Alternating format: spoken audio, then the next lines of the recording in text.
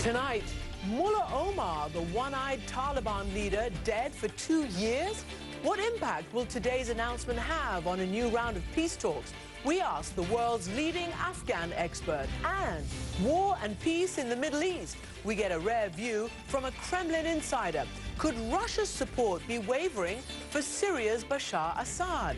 And the Syrian opposition commander who says that a planned new safe zone will be critical to winning the war.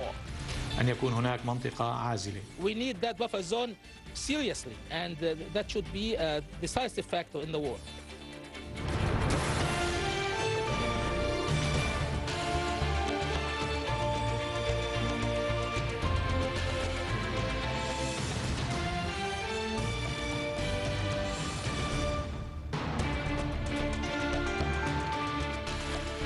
Good evening, everyone, and welcome to the program. I'm Christiana Amanpour.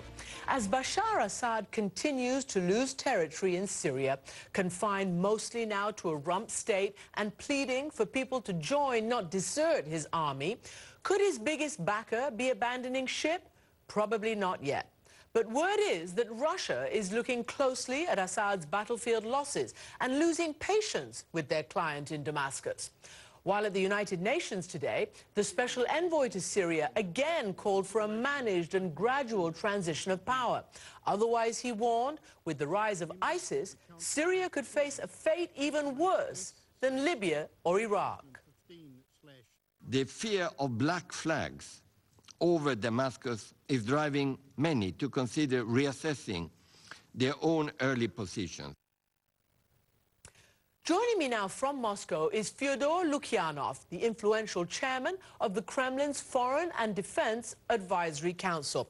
Mr. Lukyanov, welcome to the program. Do you agree that perhaps Moscow is looking closer at their support of Bashar al-Assad?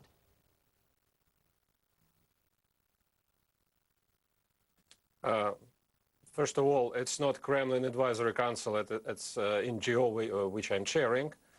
As for the Bashar al-Assad, of course, in Moscow and in Kremlin, there is a clear understanding that situation in Syria is changing very rapidly, and not all approaches of the past might be applied now. But at the same time, there are no reason to believe that Kremlin is less supportive to Assad just now for one single reason, simple reason. To change rule in Syria just now is seen in Russia as a way to disaster, because Syria is really encroached by Islamic State, and there's extremely fragile situation. But when Staffan de Mistura, the UN Special Envoy, said what he just said, basically that the fear of black flags over Damascus is driving many to consider reassessing their own early positions, was he at all talking about Moscow? In other words, what conversations is the Kremlin having, perhaps not in public, but with others in the international community about what is going on the ground? No, I think it's fully correct to say that the situation on the ground is forcing all of us to change previous assessments, and the fear that Syrian regime will fall and Damascus will be taken by extremely radical forces is everywhere. There is still a difference between, for example, Russia on the one side and Western capitals and some of Arab capitals on the other side. What is the best way to keep the Syrian secular state going? Because despite all conversations with Syrian opposition, which took place in Moscow in previous months, it's still no belief that any kind of coalition government would be able to defend Syria against ISIS, and that's why people in Moscow are very hesitant to support any radical moves against Assad and towards change of regime. Mr. Lukyanov, you said to the Wall Street Journal that about the Kremlin, they are looking at the acceptability of other candidates other than Assad at this point.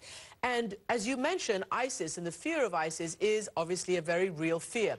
But what about the secular moderate opposition, the Free Syria Army, who says that they've had plenty of talks with Moscow? Do you discount them?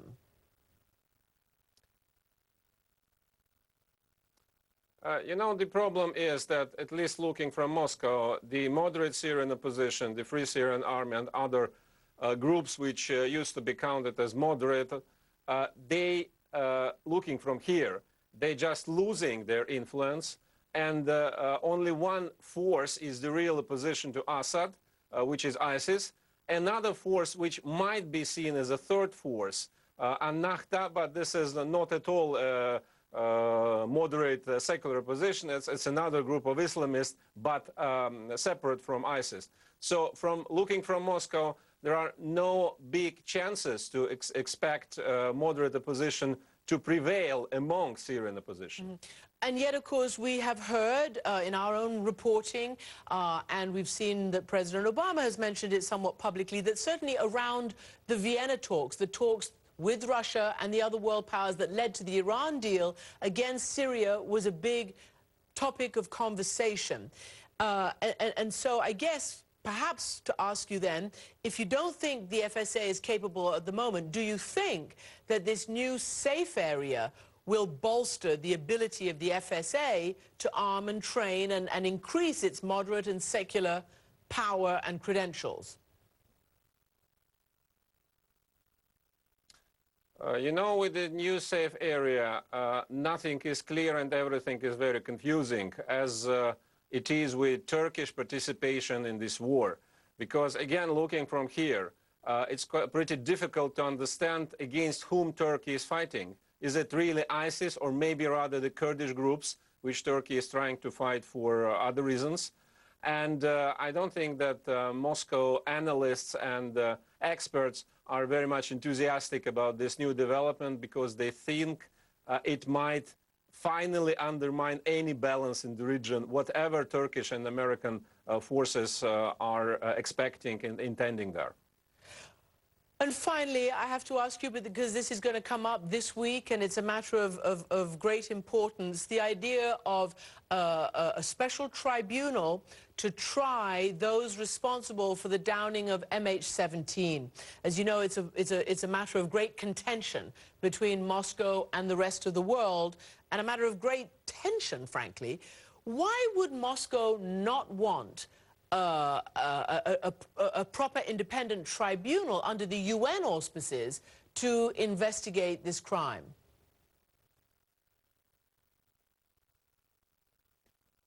I think one of reasons for that is the experience which we have with tribunals since end of the Cold War. And we saw several times that politicization of such investigations, which inevitably happens in case of political tribunal, and this is a political tribunal, might be not the best way to discover truth, because when politics get involved, then many technical details will be adapted to the version which might be politically more interesting to some forces. I think this is the reason why Moscow, first of all, is opposing this political level of investigation. Fyodor Lukyanov, thank you very much indeed for joining me from Moscow. And as we discussed, Bashar al-Assad seems more worried than ever about his chances, and as Turkey and the United States decide to set up a safe zone in Syria, this could be a game changer. But this week, leaders from both countries told me they haven't yet agreed on the scope of the mission or which opposition forces to support. A top commander of the moderate FSA, Colonel Abdul-Jabbar Akidi, told me earlier today that they need to decide quickly while Assad is on the ropes. Colonel Akidi, thank you for joining me. Thank you so much. Colonel, there have been more gains by the opposition, by the insurgents along the border of Syria. How important is that? Who is making those gains? بالتأكيد هي انتصارات مهمة جدا. Certainly, these victories are very important that the insurgents have accomplished against the al-Bashar al-Assad criminal regime. Now, Idlib is almost completely liberated. with its western countryside, and now we are very close to al-Assad's strongholds on the coast in Latakia area. This is very important. Those victories have been important. The regime has suffered serious defeats lately. How weak do you think they are? How much can you push your military advantage now? From the beginning, we said that this regime is doomed to failure. Now the regime only controls 20% of Syria, only some parts of the capital city of Damascus, some parts of the coast, and that's all the regime controls. Colonel, as you continue to fight against the regime, how important is this safe zone that the United States and Turkey are talking about in northern Syria? That buffer zone is very important. The importance is more of a humanitarian nature than military nature. We just want the refugees to go back. Those who left their homes because of the barrel bombs and the ballistic rockets and the chemical weapons that the regime used. Hundreds of thousands of people were killed. We need such a buffer zone in order to allow those refugees to go back home and to secure them against any aerial bombardment and to secure them against both sides of terrorism, the ISIS terrorism and Bashar al-Assad terrorism. We need that buffer zone seriously, and that should be a decisive factor in the war. You say it's more important in a humanitarian way, but both Turkey and the United States, senior officials, the Prime Minister of Turkey and a senior State Department official have told me that it will also be used to arm and train the opposition forces. Have you been contacted by anybody in this regard? Certainly. It will have some military importance. I'm not denying that. It will be important to drift away terrorists from the Syrian-Turkish border, and that will allow us a safe haven where we could train and we could prepare to fight that regime. You are commander of the FSA for Aleppo. Who's fighting for Aleppo right now? Who's in control? We are fighting fierce battles against Bashar al-Assad's regime and ISIS as well. We fight both parties. This is a huge step that we have accomplished, and we are approaching the total and full liberation of Aleppo from both Bashar al-Assad and ISIS. How long do you think that will take? And can you tell me whether you are aligned with other groups, such as the Fatah group or al-Nusra or other groups who are fighting against the Assad regime? First, regarding the duration of the battles, that will depend on the international support. If we start getting serious international support and there is a no-fly zone and a buffer zone, then we can very rapidly accomplish victory and defeat that regime and ISIS as well. This is for sure, if such support comes in. As for the Fatah army, the Fatah army contains many factions, and also FSA,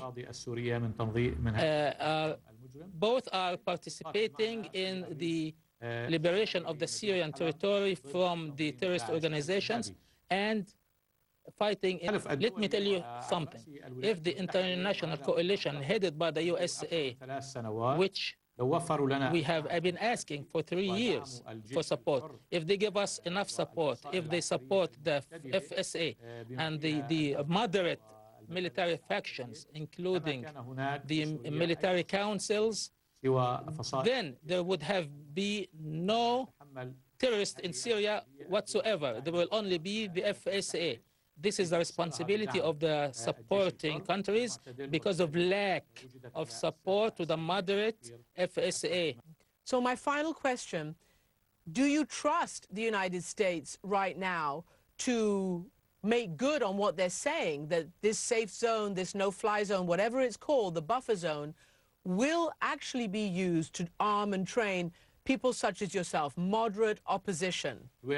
For the last 4 years, the United States was not serious at all in in defeating the Syrian Bashar al-Assad regime and supporting the opposition seriously. Now this time we hope there will be a change of heart. The US will be serious about ending this tragedy for the Syrian people, and we hope also the US will be helping us rebuilding new Syria, Syria of rule of law, Syria of diversity, and we can live in a peaceful country. Colonel Akidi, thank you very much for joining me. شكرا لكم. Thank you. And just ahead, for years we've wondered whether Mullah Omar was dead or alive. He hasn't been seen since around 9/11. I asked world-renowned expert Barnett Rubin what difference his death would make now. That's next.